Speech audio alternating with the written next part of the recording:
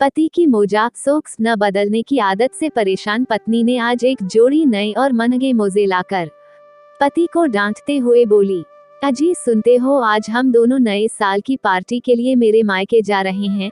तुम अपना ये पुराना मोजा फेंक देना। खबरदार, जो इस गंदे मोजे को फिर से पहना तो तुम्हारे इस गंदे मोजे के कारण पूरा घर बदबू से भरा रहता है। न जाने तुम्हारे दोस्त कैसे सहते हैं तुम्हें। शाम को सभी तैयार होकर खुशबूदार इत्र, सेंट लगाकर और सूट बूट पहनकर पार्टी में थे। तभी कुछ लोग खुसुर पुसुर करके कहने लगे, यह गंदे मोजे की बदबू किसके पास से आ रही है। तभी पत्नी ने पति से कहा, तुम्हें कहा था गंदे मोजे नहीं पहन कर आना। पति ने डरते हुए बोला, नहीं नहीं, गंदे मोजे नहीं पहना मैंने।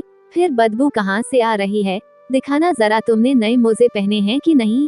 पति कांपते हुए बोला, हाँ हाँ देखो मैंने नए मोजे पहने हैं। पत्नी को कुछ संदेह हुआ तो उसने सवाल बदलकर पूछा, पुराने मोजे कहाँ हैं। पति ने अपनी जेब से पुराने मोजे निकालकर बोला, ये हैं। पति को रतौंधी की बीमारी थी, जिसके कारण उसे शाम को 6 बजे के बाद दिखाई नहीं देता था।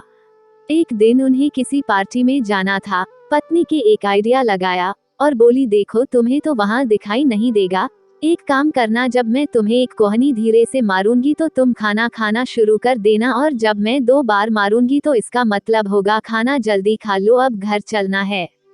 दोनों ने इसी विचार पर शाम को पार्टी में गए। वहाँ खाना खाने से पहले प्रार्थना हो रही थी।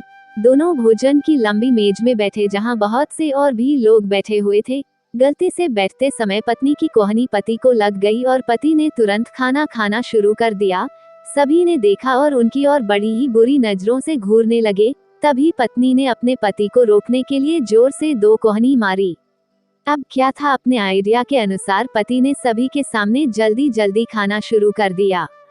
पत्नी को बड़ी ही शर्मिंदगी होने लगी। उसने अपने पति को 10-12 कोहनी मार दी। इस पर पति ने ऊंची आवाज में पूछा, क्या खाना खाने के लिए भगदड़ मच गई है।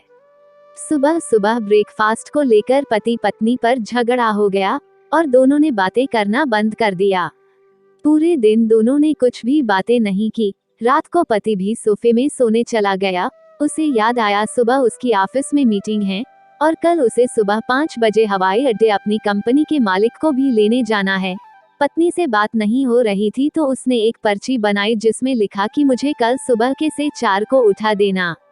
ऐसा लिखकर उसने अपनी पत्नी के पलंग के पास रख दिया। लेकिन जब सुबह के 7 बजे में उसकी नींद खुली तो उसने अपने सोफे के पास देखा कि बहुत सी पर्चियां पड़ी हुई हैं जिसमें लिखा हुआ है, समय हो गया है, उठ जाओ, देर हो रही है, उठ जाओ।